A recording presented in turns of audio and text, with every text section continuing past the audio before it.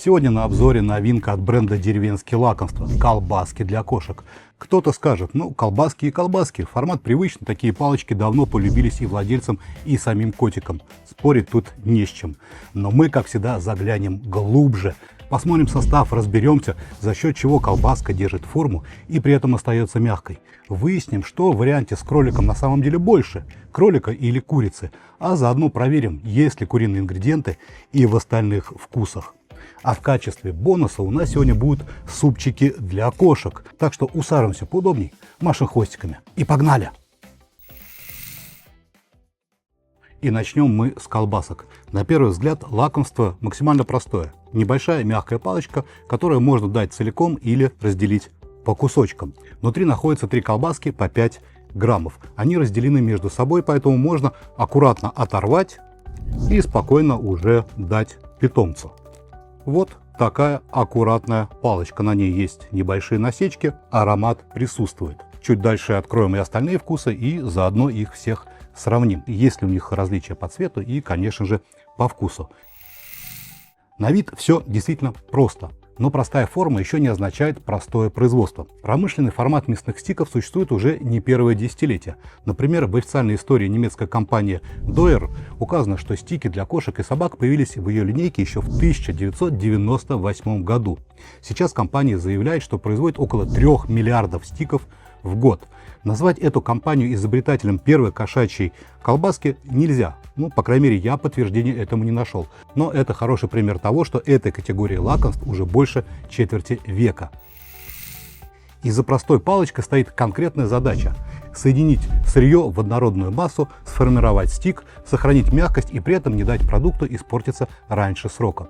Поэтому внешне похожие колбаски могут сильно отличаться по составу. Вот почему я постоянно призываю к осознанной покупке. Прежде чем положить лакомство в корзинку, посмотрите. Переверните упаковку и посмотрите состав, из чего же она сделана. Сами колбаски – история популярная, потому что в любой непонятной ситуации можно достать палочку, угостить котика, и в большинстве случаев вы ему будете и брат, и сват, и кум. В общем, как говорится, приходите к нам чаще. Но даже если котик готов немедленно принять вас в семью, состав все равно лучше прочитать заранее. Эти колбаски производятся в Китае, и на упаковке указан конкретный производитель. Сама производственная площадка находится в уезде Пиньян, в районе города Вэньчжоу. Предприятие с таким номером включено в российский реестр зарубежных площадок, имеющих право поставлять корма для непродуктивных животных. Но само наличие предприятия в реестре не является оценкой состава или качества конкретного продукта.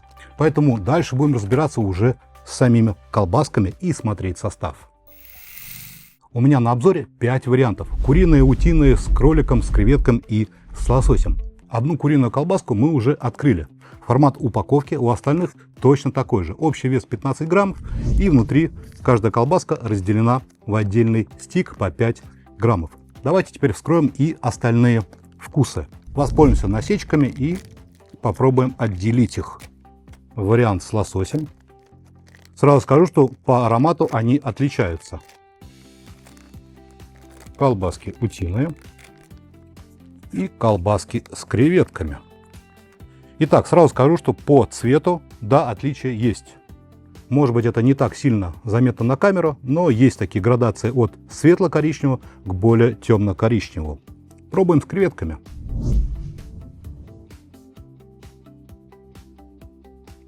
Ну, честно скажу, не скажу, что они прямо вот пахнут креветками, но вкус присутствует. С лососем. Отличия по вкусу есть, но ярко насыщенного вкуса лосося здесь нету. То есть отличия есть. Друзья, по большому счету, утиные, кстати, существенно отличаются.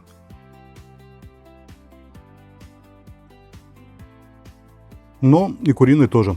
Ну, сразу скажу, что аромат здесь присутствует, вкус очень насыщенный, прямо вот очень насыщенный. Внешняя форма у всех одинаковая, аккуратные ровные палочки с насечками. На упаковке указано 25% влаги. Это, друзья, важный показатель. Перед нами не сухой снэк, а мягкое полувлажное лакомство. И это именно так. Вот оно, спокойно может гнуться, и, соответственно, можно по этим насечкам можно и в любом другом месте, соответственно, разорвать нужный кусочек. И прямо сейчас давайте разберемся. Самое главное – состав. Для удобства я разделю состав на две части. Первая – это переменная животная основа. Это ингредиенты, которые меняются в зависимости от вкуса, указанного на лицевой стороне упаковки. И вторая – это постоянная часть рецептуры. Она помогает палочке держать форму, сохранять мягкость и свои свойства в течение всего срока годности. Ну, также сюда входят и дополнительные питательные компоненты. И начнем с животной основы. Здесь у всех 5 вкусов прослеживается одна закономерность. Суммарное количество животных ингредиентов, доля которых производитель раскрыл, составляет примерно 63,5%.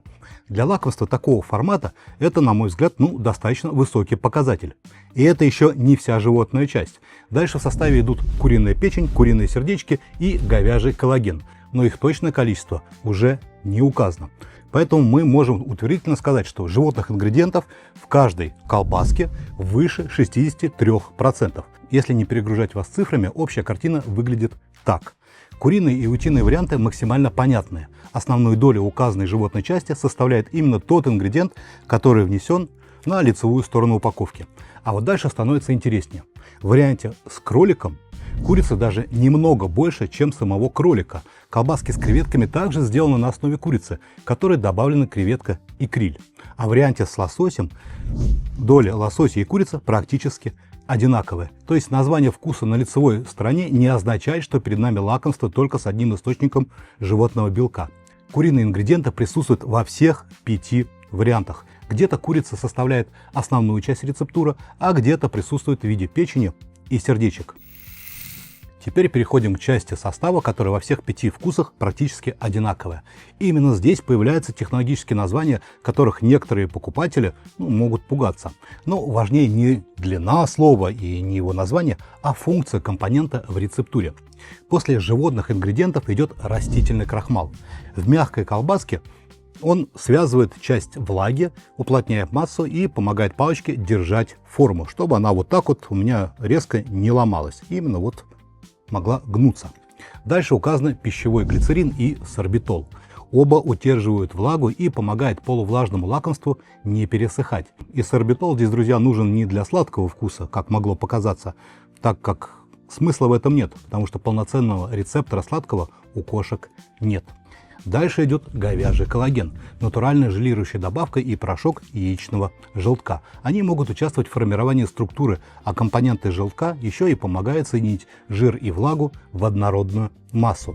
Дальше у нас с вами идет лимонная кислота, она регулирует кислотность. Сорбат калия помогает сдерживать развитие плесени и дрожжей.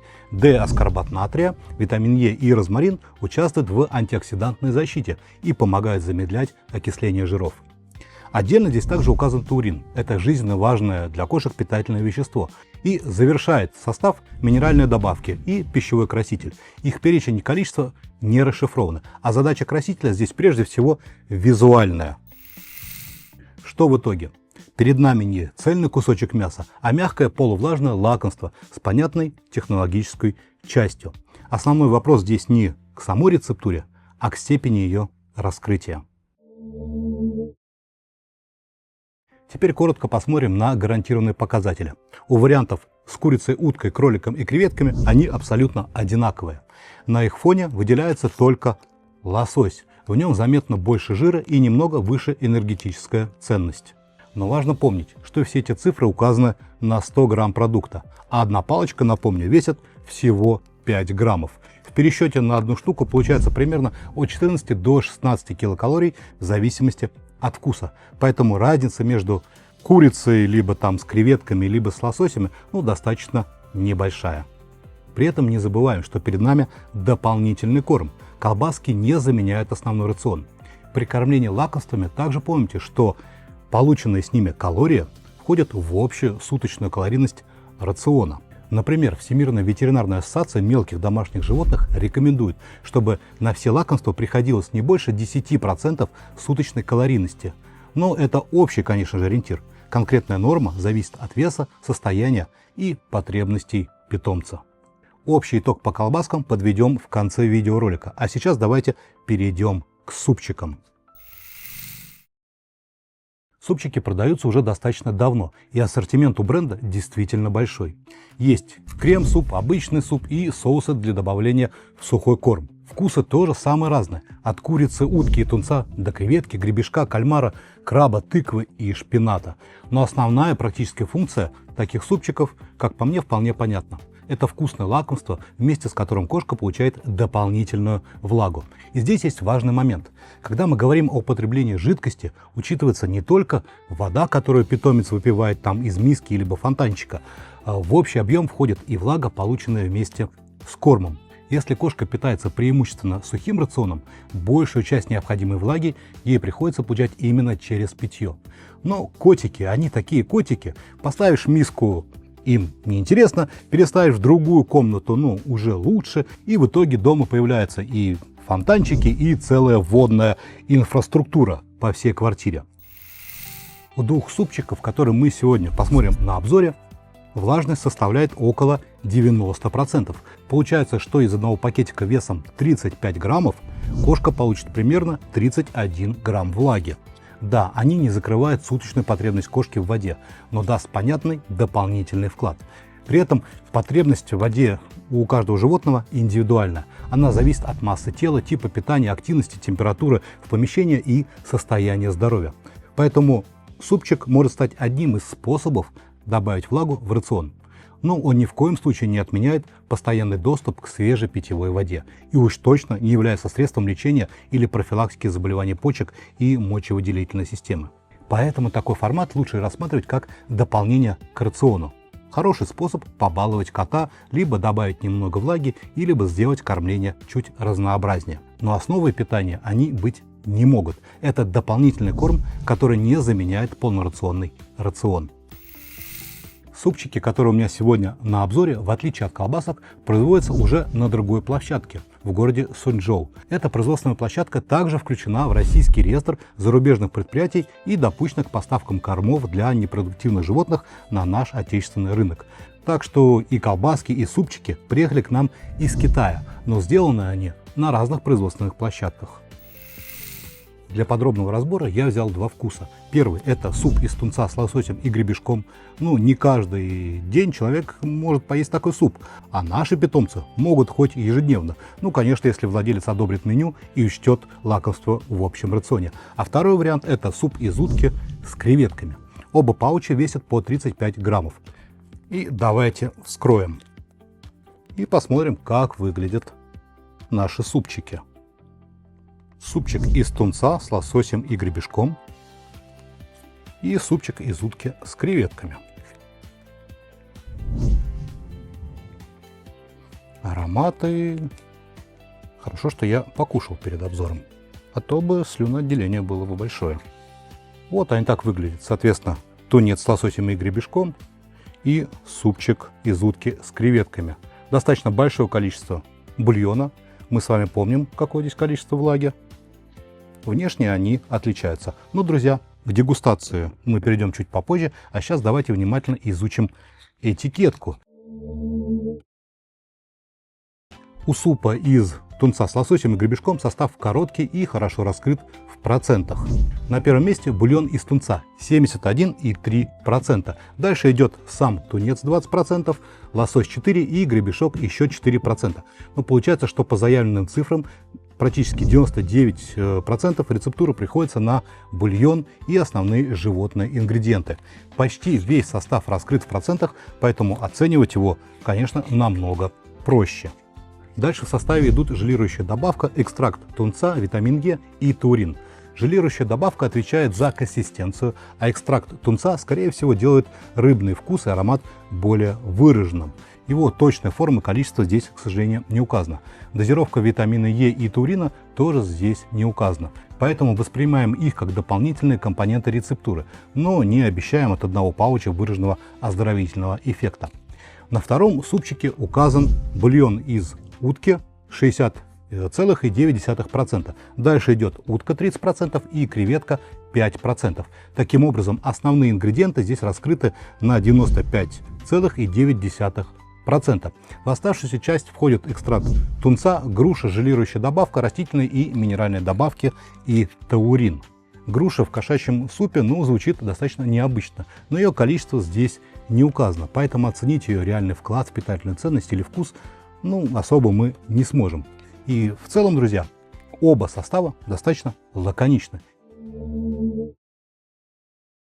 И давайте коротко посмотрим на гарантированные показатели наших супчиков. Рыбный вариант заметно белковее, а суп из утки немного жирнее и чуть калорийнее.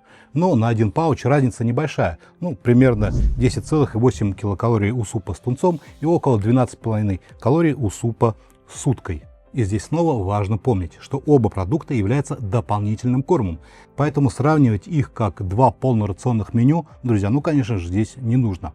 Эти цифры нужны прежде всего для учета лакомств в общей калорийности. Ну что, составы разобрали, теперь пришло время дегустации. Сегодня у нас с вами почти ресторанный сет. Порции маленькие, сочетания экзотические, вот только меню почему-то кошачье. Как говорится, хочешь регулярно пробовать что-то необычное, начинай вести канал о кормах для животных. Как в случае и с колбасками, моя дегустация, ну, не покажет, понравится ли суп вашему питомцу. Я оцениваю продукт своими человеческими рецепторами. Сравню аромат, густоту бульона, текстуру кусочков и, конечно же, послевкусие. Ну, начнем, друзья, с рыбного варианта. Бульона достаточно большое количество, видны волокна, то есть мы прекрасно понимаем, что мы кушаем.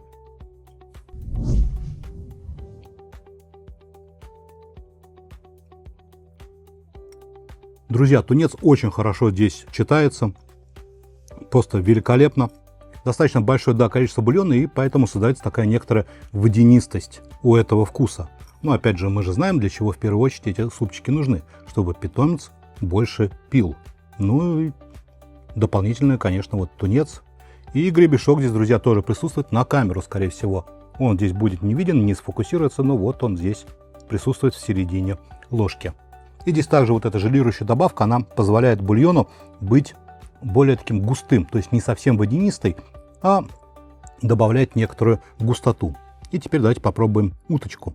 Сразу скажу, что здесь груши я так не вижу, возможно, она размолота и добавлена в соус. Давайте попробуем.